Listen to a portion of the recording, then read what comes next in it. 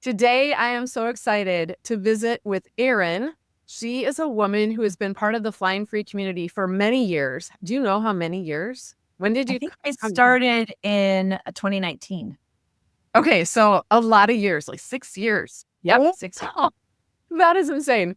So, anyway, I feel like it's important for us to hear stories from women who have gone through that deep, deep pain of not only being in an abusive relationship, but also extricating yourself from one, which can be a marathon process. And then after you're done with that, then you have to rebuild your life. And that is also very challenging. So, we're going to talk with Erin about her experience, and hopefully you'll get some takeaways and some tips, and just to even be able to see what is possible for you. Erin is not the only one who's gone through this. There are probably, I bet you money there, it's in the millions of women who have gone through this. I've yeah. seen thousands of them do it. And I'm talking about Christian women who have done this. And so it is possible. So let's find out how Erin did it. So why don't you tell us, Erin, first of all, how in your relationship, when did you first start noticing that something was off? Well, looking back, I can see that there were red flags during, before we started dating, while we were dating and engaged. I didn't know that they were red flags because I grew up very sheltered. I was homeschooled, Christian family, and I only had sisters. So to me, that a guy was kind of a mystery. And the only thing I had to go on was my grandpa would always call guys dirty, rotten, and to stay away from them. So when Oh, he would do things, that was all I would kind of put that through that filter. And so looking back, there were red flags. I was told red flags were if they're sleeping around or if they're, doing drugs, partying, alcohol. And he wasn't doing any of those. He was a good pastor's kid. And now I could see that he was very, I don't he loved his mother and he didn't wasn't an honor or respect, but there was a weird relationship. It was an abusive family that he grew up in, and he was the golden child and her favorite. And when we were dating, or before we were dating, I saw him. He was cruel to animals. I didn't know that that wasn't okay because I grew up in a hunting family and hunting was normal, but it was different than hunting. So, these little things that you put together afterward. right. After we got married, it was an instant change. He was very possessive, wanted to know where I was, what I was doing, didn't want me to go out by myself. He would accuse me of thinking and intending things that I didn't think or intend. And so then we spent most of our arguments, me defending myself and never getting to the point and working through what we needed to work through. Um, Sure. and I had no idea what that was because I had never been exposed to somebody that would just constantly attack me and never try and solve anything. He would accuse my parents of being the cause of strife in our marriage, which we know that that's trying to get me to distance myself and to isolate me so that I don't have my support system. He moved us to live with his family when we were 6 months married, and moving into with a family that is very abusive was just more abuse to me. I was um, the my mother-in-law did not like me, and she would say things to me, and it would trigger me, and then I would respond back, and then it would cause problems with my husband, and just that What whole a dynamic, yeah, it was awful. Um, I begged to go to marriage counseling, and he refused. And then his pastor father found someone for us to go to. He's like, whatever, I'll just go to anybody at this point. So that was a big deal. If you have somebody that's handpicked by an abuser, they're not a very good counselor anyway. So yeah. Yeah. it didn't help much, obviously. We found out that I was pregnant at our last session, or just before our last session. So then we moved back to where my parents were, because he got his old job back. And at the time that when we moved, he didn't have any work. So I was the only one working. And so we moved back so he could have his old job back. And we lived with my parents until we were able to get our house where my son was born. I think we moved in, and 5 days later, he was born. Well, Literally. Yep. so, well, how was that living with your parents? Like, did they notice anything or? They didn't say that they noticed anything. After I did say that he was abusive, later they said, well, when she was locked in the bathroom with him and she was saying, help, or that hurts, don't do that. They didn't know what to do. My dad was gone, and so it was just my mom and sisters, and they remember thinking, what can we do? How can we help her? And my dad's advice to me, I didn't want to move. I knew it was something really bad. And my dad's advice to me was, you get to choose, but I think you should go and be with your husband. I don't want to do this. And, afterwards they were kind of, what could we have done? How could we have, fixed this? I think that they saw red flags because I do remember going back to visit my parents on my birthday, and my uncle, who is a cop, was there.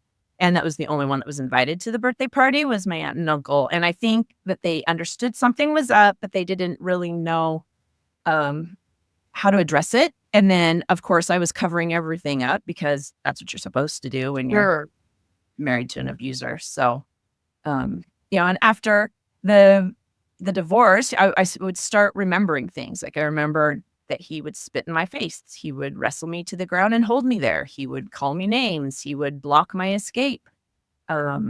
He did tell me that he took my 16-year-old sister home one night after she was helping me with my brand new baby. And when he got home, he said, I felt like kissing your sister. I was like, well, that's odd. Why would you feel like kissing my sister? But thank you for letting me know. And it just kind of stuck in my head. After or during the divorce, my sister called me and she said, I just wanted to talk with you about this.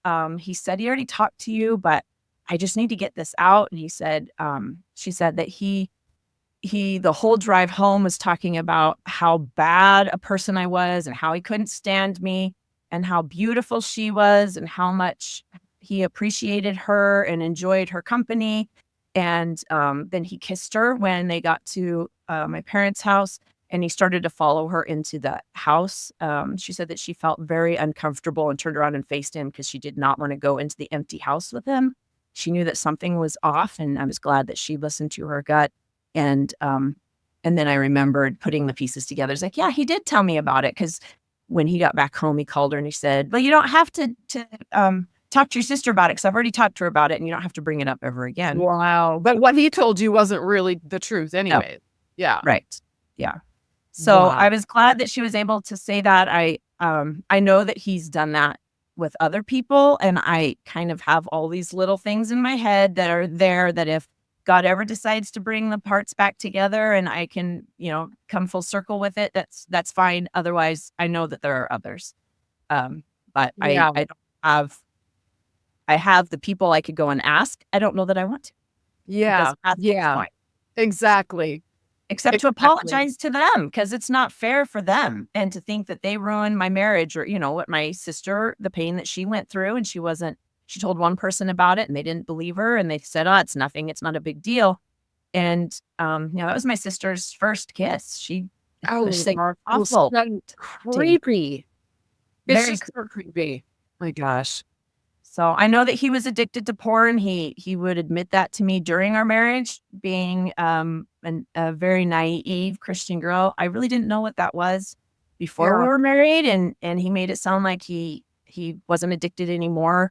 And then right after I gave birth to our first kid, he told me, well, when I went back to move our things to our new, back here again, I bought a magazine. I was like, are you kidding me? You're telling them this right after I gave birth. And, what am I supposed to do? I have this brand new baby. You're supposed to keep your marriage together. You're supposed to fight. So it's almost a way, like, his timing is almost a way of challenging you and at your most vulnerable, when you're not able to say, when you're not able to resist or get out. Or and think. then and then by the time you are feeling stronger, it's, oh, it's like in the past and your brain has already gone back to the numbing stage of just Right. like going through the Surviving. motions. Yeah.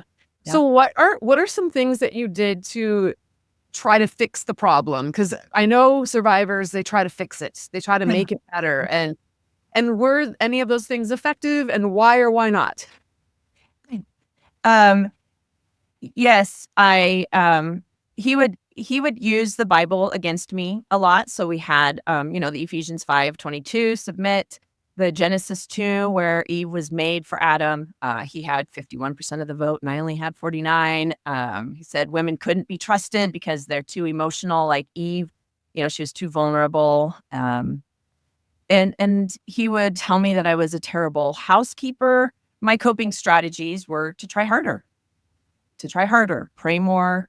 Um, I I would try and clean harder, clean more. I had 6 kids in 8 years that I was homeschooling, and, I you just can't keep the house clean when you're Yeah. raising kids, and that Yeah. to him was the most important thing. I remember when my youngest was born, my oldest was 8, and, he was I think my baby was 6 weeks old, and husband sat me down and he said, "Well, I need to tell you that I'm gonna have to hire somebody if you can't keep up on this." And it was a threat, not a, "I'm going to relieve you of this because I know Yeah. this is too much for you." It was, "You can't do your job very well." So I would freeze. That's still one of my things that I'm really trying to work on when I get nervous or I'm triggered. I notice that I can't spell all of a sudden. I freeze and I can't come up with the words. I would go for long walks trying to work things out, and that would always help because my brain would just go as I'm walking, and I'd go at a very pretty good pace. I would fawn a lot trying to calm him down and to keep the kids safe. Like, I don't want him to blow up and yell at the kids, and he would say things like, "You do that again, and I'm gonna chop your hand off," to the kids. And then he would kinda laugh because I would get upset, like, "Don't tell them that, that's Oh not my okay." gosh. Yeah, That's y terrifying to children. Children don't know that that's not no, actually they won't. gonna happen. Yep, I know. So Wow. and there are many things that my oldest, who sees the abuse, he's told me later he would go his dad would, go down and say, "If you guys can't keep your room clean, you're never going to amount to anything, you're dirty, you're worthless." Um, you know, Meaning, like, he would take his finger on the baseboard to see if it was clean. He would do stuff and say stuff to the kids all the time and say, "Just don't tell your mom," and undermine me, and it makes sense why I had problems with them in their teen years because they were severely abused, and I'm thinking I'm keeping the family together, um, Yeah. by doing all of these things, trying to stand in between, trying to calm Right. him down. It wouldn't work, obviously. Didn't. Right. So, what made you decide to get out? Like, I'm curious how old your kids were when you decided to get out, and what was that process like for you? Because you had a lot of kids. That Yes. complicates things in a major way. Yes, I was numb for most of their life, just trying to keep them alive, and keep up with, I was a stay-at-home mom, so I was constantly driving them to things. I As they started leaving the house, I got a little bit more time to think, which then helped me kind of put things together. It's like, this is not what a good, healthy marriage is. I still tried to push him to do marriage counseling. We did an intensive through Family Life Today. I read every article that I could find on Focus on the Family and listened to every radio, everything. I don't know if they have a podcast, but anything that I could hear, I Yeah. would do for marriage. I prayed through the power of a praying wife, created to be his helpmate. I believed in James Dobson's 72-hour rule. I had been following Sheila Gregoire's blog for a while. It was I think it was called To Love, Honor, and Vacuum Yeah. when I first started to follow Yeah. her. And that's, I think, what started to open my eyes. And somehow, because I was following her, it brought yours up. I don't know if she did an interview. There was something if Yeah, we she had a connection back then. right. Yeah. Yes. So it brought me to your blog, which then I started reading everything and then I got your book, Is It Me? The first, I think at the time I could get the first 3 chapters because you didn't have your workbook done at the time. And so I read through it and I still have these screenshots. I took all of these screenshots of the parts. Well, does he do this? He might be an abuser. I don't know how many I Wow. had in there, but I went through with my finger and I check marked all of the ones that he did. It's like, oh my goodness, it's almost all of them. Yay, I win the prize. Oh my god. It's so shocking when you look at it in black and white though. And Oh my and because goodness. you know all those things are true, but when you actually look at it in black and white, it's still a gut punch. It is. It was. Yeah. So then I started reading everything on your blog because that was kind of, I needed to read that. My aunt and uncle actually help out with an abused woman's shelter here, and they had Leslie Vernick's book, so they Okay. loaned that to me. They gave me a place to stay when I needed to. We separated 3 times in 2019, and I would go to their house sometimes. I'd go to my parents' house, or I'd kick him out. That happened once. And then of course it was, I'm so sorry, what can we do? Yeah. We need to figure this out. And so I started implementing boundaries as well, which when you do that, you know that they start getting worse. Yeah. And his thing was there should not be boundaries in a marriage. There's no reason for boundaries. We should have complete access to each other. And oh yeah. Wow. And Only I that heard. really only goes one way with these Yep. people. Yeah. Yep. My aunt and uncle connected me with a domestic violence. I don't know if she's a coach or counselor through their organization. And I thought, well, okay, this is somebody that will help me walk through this. I didn't pay her anything, so it wasn't anything that he could track. So I could, it wasn't, I didn't have any access. I had access to the money, but he could see everything. So I had to be careful what I spent the money on. In fact, I asked my parents to buy your book so that it would show up for them. And I Right. shared the Kindle with them so I could read your book. I asked them to get your program, the Flying Free. In fact, I wasn't going to do it. I'd already okayed it with my dad. I think I need to do this. And they like, no, I don't need to do this. Okay, I think I need to do this. No, I don't need to do this. And then the night before the deadline, I got into a big fight. We got into a big fight with X. And I texted my dad and said, okay, I need the program. And so my dad bought it. And then, of course, the next morning he's like, no, I don't. It's okay. We'll be just fine. But I started getting on and learning as much as I possibly could on the Flying Free program. Oh, good. So my using the counselor, going through your book and joining Flying Free, the counselor said, okay, well, let's try this. Let's assume that he's a good guy and let's try this and see how this works. Like if you say, I do not like it when you do that, let's see how he responds, because I freeze when I get triggered. I would just start walking. I would walk out of the house and go for a long walk because I couldn't get the words out. So I started to try and speak what I needed. And of course, that made it worse. Yes. I noticed your Gretchen Baskerville's 90-day escape plan. So I got on that and I thought, okay, God, I'm going to do this. I have full belief that you are going to change X and I won't need this, but I'm going to be prepared because this has been a very weird 2019. So I had a to-go bag packed in my car, and I was ready. And I used the bag a time or two when I needed to flee. I owned my own dance studio, so sometimes I'd go and hide out there. I think I'm just going to spend the night here in the studio. Although he had a key to it, I still, he could see where I was parked. I still felt safer there than at the house with him being mean to me and yelling at me and, them being super nice to the kids and, oh, it's okay, kids. Yeah. Yeah. Yeah. And in fact, my aunt and uncle, they said, you can't say that he was being mean to you. You need to say that he was cruel because he was very cruel. Yes. Yes. I just noticed that to join something like Flying Free or even to buy a book means that you have to acknowledge to yourself that there's a problem. And I noticed that you didn't want to do that. You were like, when things were bad, then it was like, okay, maybe there's a problem. But then you know how the Yep. abuse cycle goes. You get into the better part, and then it's like, no, I'm sure it's fine. And Yep. and then it's like almost if you get a program or you buy a book or you reach out for help when things are feeling good, then you know that you're going to open up that wound, and you don't want to open up that Right. wound Yep. when you're going good.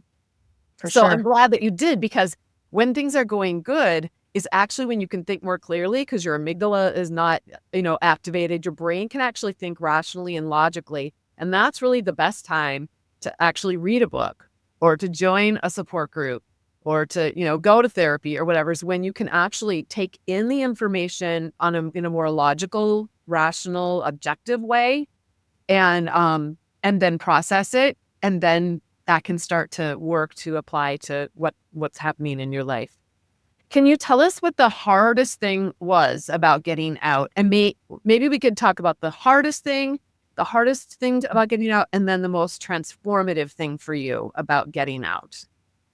Yeah. The hardest thing was actually recognizing that I needed that. I needed to flee. I needed to escape. I did finally make my escape, and I realized that the anger, righteous anger, was helping me to stick to my guns and say, I'm going to file for divorce. This is the end. I know I can't do this anymore.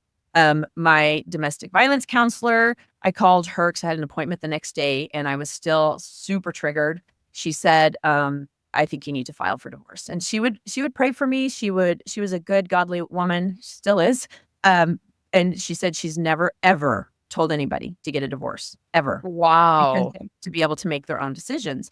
But she said she knew how broken down my body was, that I needed to get out. And God knew I needed to hear that from somebody I respected. Yeah. I had texted you, or I put it on the forum that night right after I fled. I wrote everything out on the forum, what happened. And I woke up the next morning to something from you that said, he is not a safe man. You need to do whatever you can to keep yourself safe and try not to go back to that situation. You never told me to get a divorce. You just told me to protect myself and take care of myself. Mhm. That I also needed. So, I did do your divorce course that you had, which was very helpful. Some of it I didn't really understand until I needed it at that time, and Yeah. it came in handy. And I still was working through the rest of Gretchen Baskerville's 90-day escape plan, which is also on your program. Like I didn't make copies of all of the tax stuff. So when he was gone at work, I would go back and make copy after copy after copy, try to get everything and get it housed as quickly as possible. Um, Another hard thing for me was navigating my adult children, because he had told them all that I was abandoning the family, and I was in the wrong, not supposed to divorce at all, marriage at any cost. And they would So navigating the lies that X would say, he said that I needed psychological help. I stole all of his money. I didn't give him any sex. I refused marriage counseling, because that full last year he was pushing for me to go to marriage counseling. And you said on yours to not do that at all. It's not healthy. It's not safe. And so I was going, okay, well, she knows what she's talking about. I'm just not going to do it. I'm going to listen, even though I feel like I need to go to marriage counseling. But I just saw on the last time we went to marriage counseling that he used it to further abuse me. Right. So you So did go to marriage counseling. It didn't work. So you just decided, I don't want to keep doing that. I'm not going to keep doing it. He Yeah. walked out and made me walk home. He took the truck and just drove Yeah. away. Yep, he Yeah. That refused didn't it. work. Yeah. So my one of my kids called me and said, "Hey mom, would you go get a psychological evaluation because of his Oh father?" my gosh. That would be And so and I hard. say, "I don't have the money to do it." And he said, "Well, how about all of that money that was dad's or something?" I was like, "Well, I still don't have money, and I'm Wow. not sure why he's telling you I stole all of his money." And then obviously I didn't not give him sex. I had 6 kids. I did Exactly. everything according to the books. Okay. Um, Yeah. a Yeah. and I was empty nesting that same year, because my youngest, he was 17. He refused to move in with me. He said, "I'm not gonna go back and forth. I refuse to do that, and I'm gonna stay with dad." Which then he did see the abuse of his father, and he did come and stay with me a couple of weeks for a couple of times, which was very healing for me. And he knew I was a safe place. So I know it was healing for him. The hard part for my kids is that to acknowledge that their father is telling lies means that they have to acknowledge that he's an abuser and I am right. It's easier to believe that I'm wrong Yeah. than to accept that what I'm saying is right. My oldest, I think it was about a year after the divorce, finally saw his father's abuse, and he called me at work saying, "I am so sorry you've had to deal with that. I am so glad you got free. It was the best thing the best thing that you could have done. You were right about it." He got together with each of his siblings individually and said that mom was right in leaving. Dad is an abuser. He asked for all of the divorce documentation to read through it all because he wanted to know the lies that were being said and the truth. He said, "I need them." It's like, "Son, this is going to hurt you." And he said, "I need them, Mom. I need to read through them." His wife, unbeknownst to me, their entire marriage had been telling him, "Your father's an abuser." And so she saw it from the beginning. It's such a blessing from God. He has done so much good work in my oldest and his wife. They've done intensive individual counseling with Andrew Bauman. They've done their intensive, I think, couples counseling with them, trying to get healthy because my son, my teenagers, they went through trying to figure out the abuse, and my oldest was the black sheep in the family. Okay. And I have 5 boys and 1 girl, and the 1 girl is the golden child. So, Wow. anyway, it was very healing for me. I'm able to speak openly to them about everything. They're still trying to do their healing journey and figure Yep. themselves out and Yep. raise their children differently. It is such a blessing. I still pray every day for the 5 remaining kids and my many grandchildren. Let's But tell everyone how many grandchildren you have. I'm going to have my 10th this year. Wait, if you're listening to this and you're not watching the video on YouTube, she looks like she's 35 years old. Okay. So just throw it right out there. Yes. Now she's told me 10, she's going to have 10 grandchildren. I was just blown away. Wow. Yes. That is absolutely, I know how absolutely painful it is. It is. It's the most painful part about it is having your kids get the wool pulled over their own eyes and have them and not have that that understanding between you and them because they've been victimized as well, but they don't know it yet. So to have them recognize that and you can't heal until you recognize it and get that self-awareness and then go and get that healing for yourself. So you were a cycle breaker and now your kids are continuing on in that breaking of those cycles for their families. Really as a result of you were the first domino that went down. And thank God for I'm so happy. Amen. That happened. My oldest said, "Mom, thank you for leaving because you taught me how to walk away." Wow, that's absolutely incredible. That's And amazing. my oldest has been a big blessing to my life because he was also the biggest pain. It's in my life, not the pain to me, but just his rebellion, he struggled with drug addiction and he tried to commit suicide. And, just through his teenage years, I spent so much time on my knees praying for him Yeah. and to have his support and that he sees it and he does not have anything to do with his dad. I think he sent him Andrew Bauman's book, How Not to Be an Ass. Like that's really gonna help him, but it was a nice gesture. A nice gesture. He said he was going to. I don't know if they really did. And X has only met that grandbaby once because they don't want him to have any access Right. to it. Okay. So that's been a blessing to me for them and their health. Yeah. Yeah. Can you tell us a little bit about how flying free was helpful to you? You didn't just go through flying free, you also joined flying higher. And maybe you could talk a little bit about that for anyone who is kind of like where you were. They've been listening to the podcast for a while. They're interested in the program, but it's almost like an admission of issues if you join something like that. And it's really hard to do that. And yet that first step is so important in order to to begin that transformation process. Definitely. I was glad for that fight the night before the cutoff to get into flying free because God Yeah. knew I needed it. And I was glad that my dad was still awake and able to buy it. And that has been the best thing for me. I know that some of the other articles that I read, they said, well, it could be this. And I was given hope when I read through a different book. I can't remember all of a sudden the name, but anyway, I read through the book that my aunt and uncle gave me. And I say, okay, well, there's hope that, maybe I implement these things and it'll change. And then I read through your book and my hope was just dashed. Like, there's no fixing it. No way. But it's Where to true. go? If you read my book, you'll lose all of my weight. No, I was so glad that you pointed out that there is that they are abusers. This is something that it doesn't have anything to do with you. And obviously God can change them, but he's not going to force them. They Yeah. get to choose that. And Yeah. he has invited them to choose that and probably until the day they die. But I think what is Absolutely. like 1% of them see it and change. My Yeah. oldest son was on the path to becoming an abuser. He was abusive.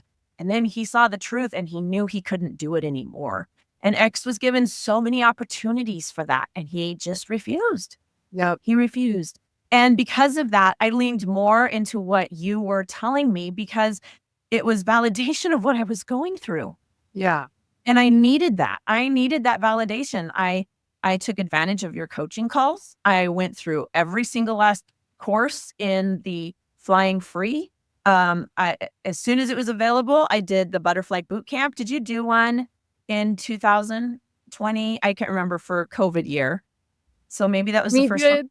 What did we do that year? No, I don't think we did one that year. That was the one year we didn't do it. Yeah, I read all of your articles. And then you came out with your workbook in 2020, and you want it to go with the book, the Is It Yep. Me? And so I got on there to try on Facebook, I think is where you had that you could log in to see, in your area and your time zone. And so I looked and I found one that would work for me because I'm mountain time zone and everybody else was central. So anyway, I found one and there were 3 other ladies in that group. And one of them had already been divorced. I don't think she'd gone through all of your flying free stuff, but she wasn't on there anymore. She was just following you on Facebook. And so Okay. she, the moderator or whatever, the leader of our group. And then one lady in Minnesota and one in Wisconsin, and then me in Idaho. And we went through the workbook and then we started texting every day. And then we decided to do our first get together. And we did that one for turning in the new year of 2021. We met together in Minnesota with the lady there. And since then, we've been getting together twice a year. They come to Idaho in July for the 4th of July. And then for New Year's, we go to wherever. I went to Texas once, is where one of them lives. The one that lived in Minnesota, she now lives in Florida. So we go to Florida every New Year's, which is a beautiful, much better location. Much better location. We text almost every day. We Marco Polo our videos. We talk. Wow. It is very encouraging to each other. I was the next one that was divorced. And then the other 2 got divorced after that. So then we walked through the divorces for all of us. And the first one that was divorced, she got remarried this last year. So we flew to Texas to go to be in her wedding with her. Oh my gosh, that's amazing. Yes, we get together as often as possible. And they are what helps when I'm triggered. They help to calm me down and give me some perspective and some insight. I am signed up with the Florida, my friend Sheila. We're going to go to the butterfly boot camp already. She's like, it's open. Are you going to go? Because I'm not going without you. Yes, I'll be there. So Awesome. every year, the butterfly boot camp has been amazing. It's been a blessing. I'm so grateful to get to go. And I will do whatever I can, save up with, whatever I can to be able to go and do that. It's almost like my little intensive, once a year, I get an intensive to help on my healing journey. And it's the Butterfly Boot Camp. Oh, well, I'm so glad to hear that. I am really excited about this next year too. We're going to do more experience related things together. It's going to be Yes. more camaraderie and connection and less speaker type stuff and just more experiences. So I'm Well, and really it sounded excited. like it was hands-on, like arts, and I Yeah, am a yeah, dancer. And yep. so for me, movement is very big in the arts. I'm not very good at drawing, but I'm gonna give it a try. We're just gonna like be totally creative. If you are a member of Flying Free or Flying Higher, you have a chance to come to Butterfly Boot Camp. There are limited tickets and they are selling right now. So, join if you aren't already a member so that you can have that opportunity. I also wanted to just say that what I've noticed over the years is that women who go through Flying Free or Flying Higher and actually do what Erin did and what her friends have done, where they actually listen to the coaching calls, they go through the courses. They're the ones who a year later find themselves a completely different version of who they are. They really what they find is they find out who they've always been all along. That's been squashed and covered up through the whole abuse process. And they rediscover that core self and then they start blossoming. And so, but there are, you can join and you can do nothing. And then it's not really, it's like anything, right? If you don't do anything with it, it's not going to be helpful to you. But if you do feel like you're in a place where you're ready to commit to yourself and you'd really like to be in a different place a year from now, that doesn't mean you have to be divorced in a year from now, goodness sakes. But if you just want to be in a different place in your own nervous system, in your own body, in your own thinking, in your own belief system, it's a great opportunity to get some help. You can just go to joinflyingfree.com to get more information. Okay, we're going to close. Erin, I'm wondering if you can give us one piece of advice.